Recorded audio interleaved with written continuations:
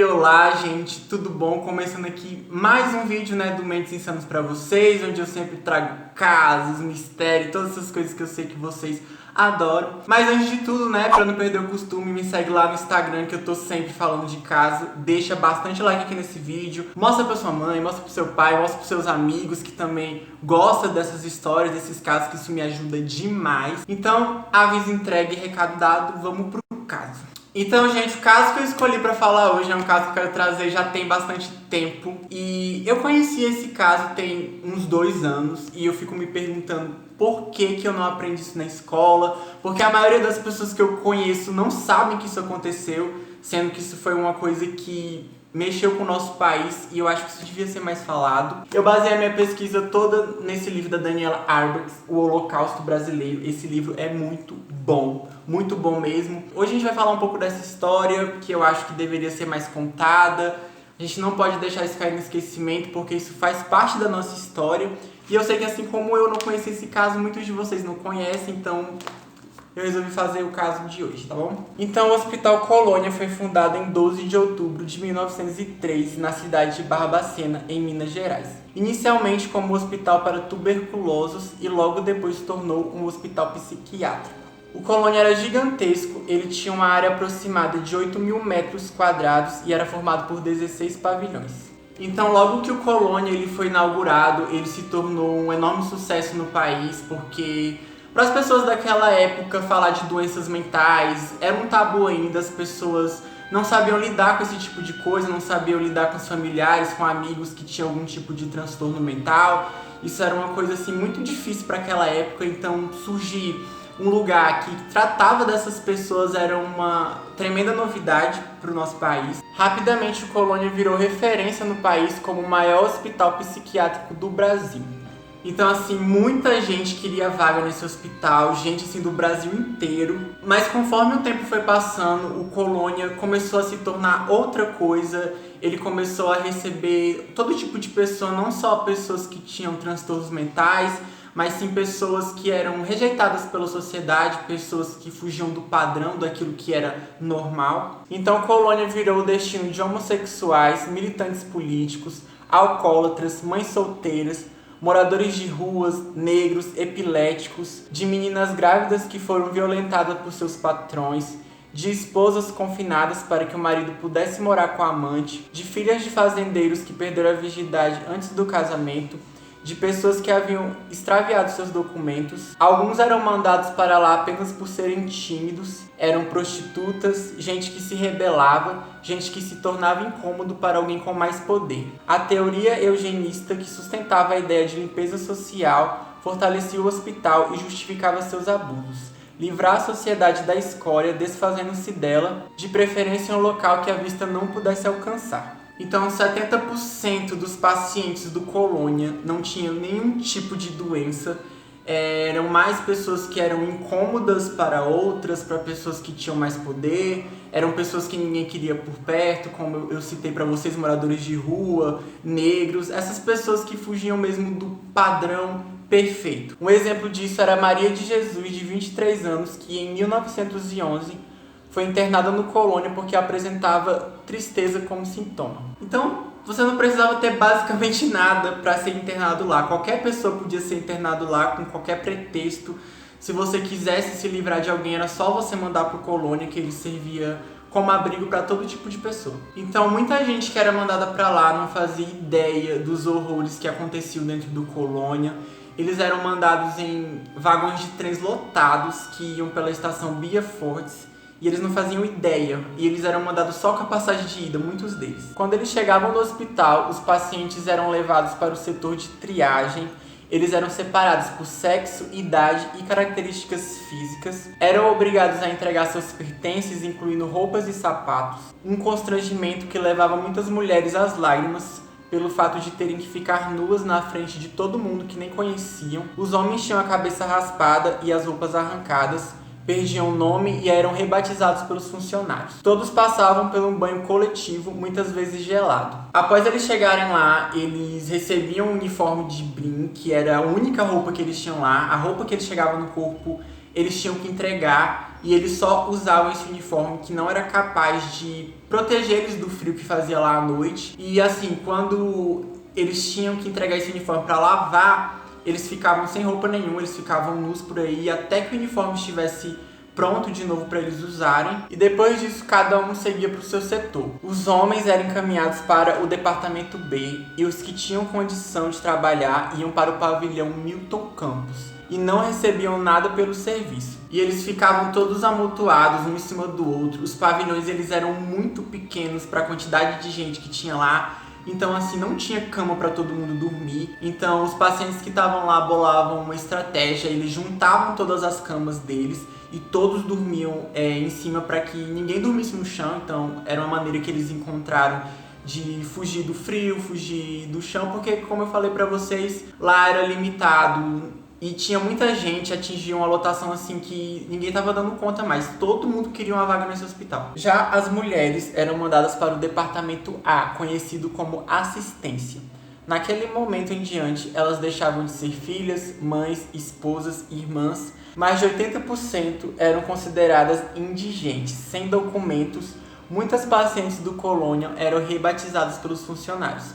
Perdiam o nome de nascimento, sua história original e sua referência, como se tivessem aparecido no mundo sem alguém que as parisse. Eram homens, mulheres, crianças que muitas vezes passavam fome, muitas vezes comiam as próprias fezes para matar a fome. Eles não tinham água, então assim, a única água que eles encontravam era de um cano estourado que tinha no pátio e era água de esgoto, então eles bebiam essa água para poder matar a sede deles.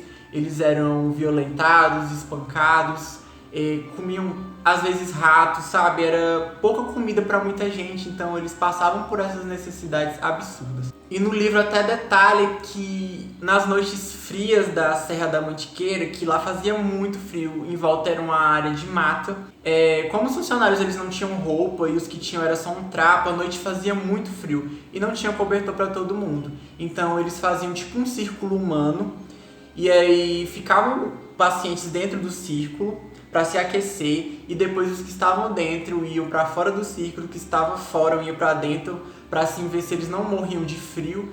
Mas mesmo assim muitas pessoas não resistiam e acabavam falecendo, né, pelo frio que fazia lá. Então assim, por essas condições precárias, muita gente morria, muitos pacientes morriam, por eles beberem esgoto, eles ficavam doentes, eles pegavam várias doenças e lá não tinha tratamento adequado, lá quase não tinha médico. Pelo frio, ou por fome, ou por causa do sol que eles pegavam o dia todo. Não tinha lugar para todo mundo dentro dos leitos, então muitos ficavam no pátio ao ar livre e não era coberto, sabe? Então o sol ficava o dia todo batendo neles e às vezes eles pegavam alguma doença incurável e todas essas coisas. Lá eles também faziam um tratamento de eletrochoque, que mais era uma tortura do que um tratamento. Então muitos morriam de choque. Em alguns dias os eletrochoques eram tão fortes que sobrecarregavam a rede do município. Nos períodos de maior lotação, 16 pessoas morriam a cada dia. E ao morrer eles davam lucro porque o Colônia vendia os corpos para faculdades de medicina do país. Entre 1969 e 1980, 1.853 corpos de pacientes do manicômio foram vendidos para 17 faculdades de medicina. Eles vendiam cada corpo por 50 cruzeiros, que hoje em dia daria R$200. Então dava muito lucro para o hospital. Então para eles, quanto mais pacientes mortos, melhor era o lucro deles, maior era o lucro. E aí quando as faculdades de medicina começaram a perder o interesse pelos corpos, eles dissolviam os corpos dos pacientes no pátio com ácido. Na frente assim de todo mundo, na frente das mulheres, na frente das crianças. E como eu já citei pra vocês, eles não tinham roupa, então a maioria das mulheres andavam nua. Elas tinham o pavilhão delas, que era o pavilhão A, mas como ficou muito lotado, às vezes elas tinham que dividir o pavilhão com os homens, então ficava todo mundo junto e elas acabavam sendo abusadas pelos pacientes. Não só pelos pacientes, também pelos funcionários, elas acabavam engravidando. E aí elas bolavam uma estratégia para elas não serem mais tocadas durante a gravidez, para proteger os seus bebês. Elas passavam as próprias fezes no corpo, na barriga, porque assim ninguém ia querer ficar perto delas. Era um jeito que elas arrumaram de proteger a gestação delas. Mas mesmo assim, quando os bebês nasciam, elas não podiam ficar com os filhos, eles eram imediatamente entregues para adoção.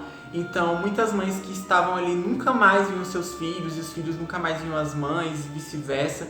Mais de 30 bebês foram doados durante esse período. Então, no ano de 1930, o Colônia atingiu a sua superlotação máxima. Eram 5.000 pessoas no Colônia e o lugar foi projetado apenas para 200. Então, imagina só o tanto de gente que tinha lá, o tanto de privação que essas pessoas não passavam. Então, assim, como tinha muita gente, pouco espaço, não tinha cama para todo mundo, então eles sugeriram substituir as camas por capim. Ou seja, aquelas pessoas que não tinham cama, eles espalhavam pelos corredores, pelo pátio, pelo hospital, vários montes de capim para os pacientes dormirem, sabe? Tipo, que nem bicho. Era pior do que isso o tratamento que eles recebiam no Colônia. Então, como morria muita gente por dia no Colônia, eles construíram um cemitério bem do lado, chamado Cemitério da Paz. E aí passava um funcionário com uma carrocinha recolhendo os corpos e jogava lá. Mas chegou uma época que nem tava dando mais o cemitério, então eles começaram a fazer aquilo que eu falei pra vocês, que era dissolver os corpos com ácido. Eles também tinham uma espécie de castigo bem absurdo para aqueles pacientes que não queriam obedecer, que se rebelavam, que lutavam contra as regras, né? Porque afinal de contas muita gente lá não tava doente, então assim, eles eram pessoas normais, eles jamais iam aceitar esses absurdos. Então essas pessoas que se rebelavam, eles faziam mergulhar numa banheira que tinha lá de urina e fezes. Então esse era o castigo da pessoa.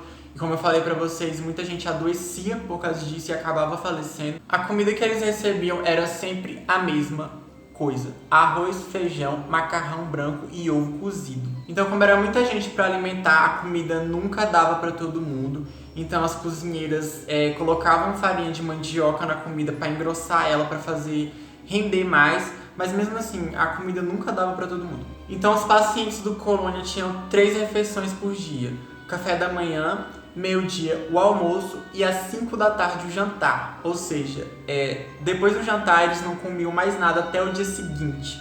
Então se desse 9, 10 horas da noite, batesse a fome, eles não podiam comer, eles só comiam essa hora. E para eles poderem tomar café, eles tinham que acordar 3 horas antes. Toda vez era isso, eles tinham que chegar na fila 3 horas antes, porque era muita gente. Então todo mundo enfrentava a fila, não tinha preferencial, tanto as crianças como os homens, mulheres, todo mundo junto. Então, para que os funcionários que trabalhavam no Colônia crescessem profissionalmente na área da saúde, eles tinham que passar por etapas e assim eles iam subindo de cargo, digamos assim. Eles começavam fazendo curativos, dando remédios, até a parte dos eletrochoques, da tortura. Então, todos os funcionários, eles eram obrigados a fazer isso. Eles eram obrigados a testar coisas nos pacientes, mesmo que muitas vezes eles não quisessem. Sabe, muita gente ali tinha medo de perder o emprego. Então, assim, ninguém falava nada. Acontecia horrores naquele lugar, mas ninguém tinha coragem de falar, porque ninguém queria perder o emprego.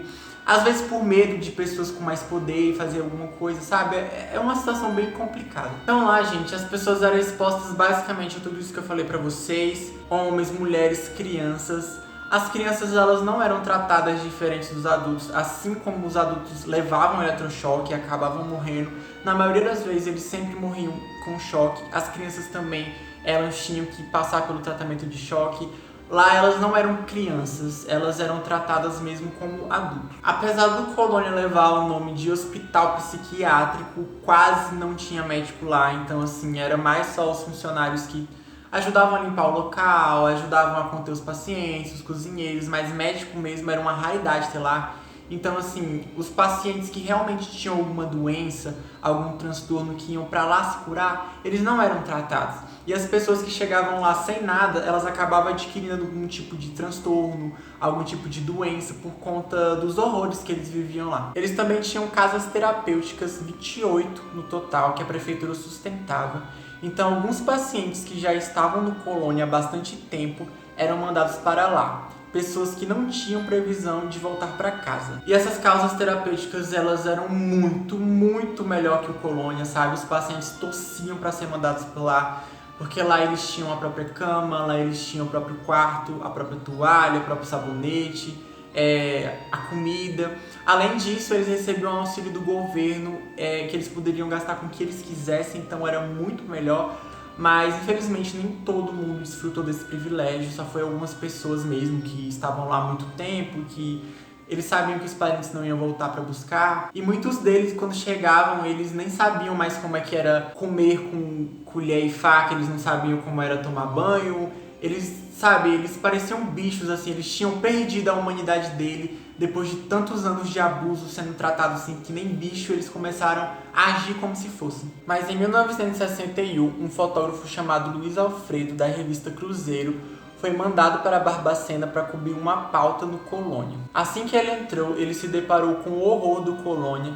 Ele ficou espantado com a desumanização que havia por lá. Homens, mulheres e crianças sujos, descalços, com as cabeças raspadas, cheio de podre por causa das fezes, da sujeira e dos cadáveres espalhados pelo local em estado de decomposição, mulheres nuas à mercê da violência sexual, doentes e esquecidas em suas camas, esperando pela morte, capim no lugar dos colchões. Eram cenas de um Brasil que produzia, menos de 2 décadas depois do fim da Segunda Guerra Mundial, o modelo dos campos de concentração nazistas. No dia 13 de maio de 1961, as fotos que o Luiz fez ganharam 5 páginas da revista Cruzeiro. Então foi aí assim que o Brasil e o mundo, ficaram sabendo dos horrores que aconteciam em Barbacena. Muita gente se comoveu com a história.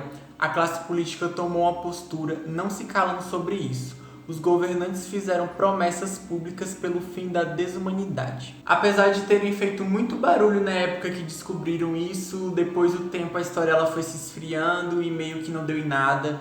Ninguém fez nada, ficou só nas palavras.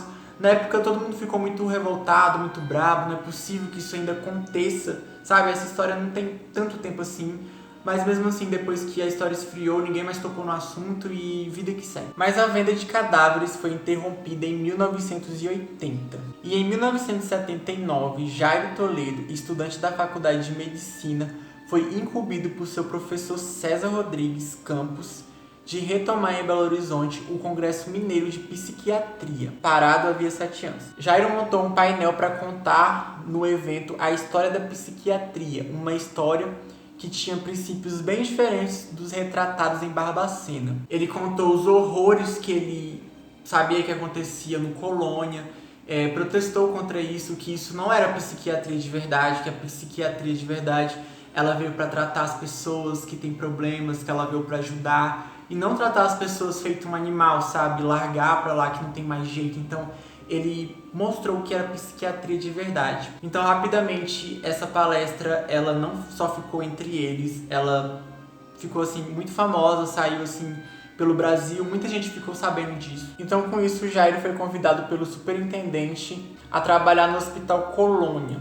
Então as coisas começaram a mudar por lá. Então uma das primeiras mudanças que o Jairo fez no Colônia foi tirar as crianças que haviam lá. Eram cerca de 30 crianças que eram tratadas e viviam no meio de adultos. Então ele mandou para uma instituição, focaram nas crianças, tirou os meninos de lá. E a outra mudança que aconteceu foi que foi proibido o trem pegar pessoas de todo o lugar do Brasil. Era só mais pessoas mesmo de Minas Gerais. E era o fim do famigerado trem de doido, que era assim que eles chamavam quando chegava o vagão, eles apelidaram de trem de doido. Em 1986, o médico Ronaldo de Simões bolou um projeto de implantação de 5 casas terapêuticas em Barbacena. A ideia era retirar dos pavilhões os pacientes para que eles retornassem ao convívio social. Mas assim que as casas ficaram prontas, representantes do governo de Minas queriam tomar essas casas para fazer outra coisa, não para servir de lá para os doidos. Então eles não queriam que essas pessoas tivessem uma moradia decente, eles preferiam usar isso em benefício para outra coisa, para a cidade. Então essa parte assim foi uma das partes que me deixou assim com mais raiva, sabe? Porque eles não queriam ajudar as pessoas, eles realmente queriam que elas continuassem vivendo nessa situação. Mas não deu tempo do governo fazer nada, porque antes do prazo que o Jair tinha falado, ele mudou os pacientes em 1 semana para essas casas e ia durar 3 meses essa transição, e ele adiantou para 1 semana para não dar tempo do governo mexer e tocar nelas. E elas existem até hoje e funcionam até hoje. De lá para cá, mais 28 residências, casas residenciais, elas foram construídas para cuidar das pessoas que tinham o problema, das pessoas que moravam no colônia, aquelas que o governo não queria disponibilizar recursos para cuidar, porque elas estando nessas casas terapêuticas, o governo tem que disponibilizar uma ajuda, um auxílio, e eles não queriam de jeito nenhum fazer isso. Por isso eles queriam tomar de conta das casas, mas não deu certo, ainda bem. Em 1996, uma das piores aulas do colônia virou um museu chamado Museu da Loucura. Lá está exposto vários itens do colônia, aparelhos de eletrochoque, documentos, peças de uniforme, os instrumentos de lobotomia, que eles sempre faziam nos pacientes, apesar dos pacientes sempre acabarem morrendo com esse procedimento, mas ele era feito sempre. Também tinha outros materiais que recolheram na instituição e guardaram. Hoje o colônia virou o hospital regional, que se chama Centro Hospitalar Psiquiátrico de Barbacena. Foi construído nas dependências do antigo pavilhão Colônia. E hoje tem pouco mais de 160 sobreviventes do colônia, sabe? Por lá passaram mais de 50 mil pessoas e só tem 160 pessoas vivas. A expectativa de vida dessas pessoas é baixa, muitas têm problemas psiquiátricos e jamais poderão esquecer todos esses horrores que eles viveram nesse inferno chamado colônia. Entre 1930 e 1980, cerca de 60 mil pessoas morreram no colônia. Foi um verdadeiro genocídio. O Jairo Toledo, que foi aquele estudante de medicina que ajudou a reformar o tratamento do colônia, seguiu sendo diretor de lá até março de 2013. E cerca de 160 pacientes ainda vivem nessas casas residenciais, terapêuticas, aliás, que foi disponibilizado para eles quando esse horror todo acabou. Muita gente ainda vive por lá, mas bem feliz, bem em paz, longe do colônia, de tudo que ele fez na vida dessas pessoas. E é por isso que eu fico bravo, porque eu não entendo porque a gente não está falando disso, porque ninguém conhece isso. Isso foi um marco, foi uma maior catástrofe da psiquiatria brasileira. Eu sinceramente acho que isso devia ser até um feriado para homenagear as vítimas do colônia. Então eu recomendo vocês comprar o livro, que aqui tem várias reportagens com várias pessoas que passaram pelo colônia. Então tem várias imagens também, é um livro bastante pesado, mas eu recomendo muito vocês lerem. E é isso, gente, eu espero que vocês tenham gostado. Comenta aqui se você conhece esse caso, o que você achou. Compartilha esse vídeo, gente, com todo mundo, para as pessoas conhecerem essa história aqui. Pelo amor de Deus, a gente tem que falar disso. E é isso, eu vejo vocês no próximo vídeo. É nóis!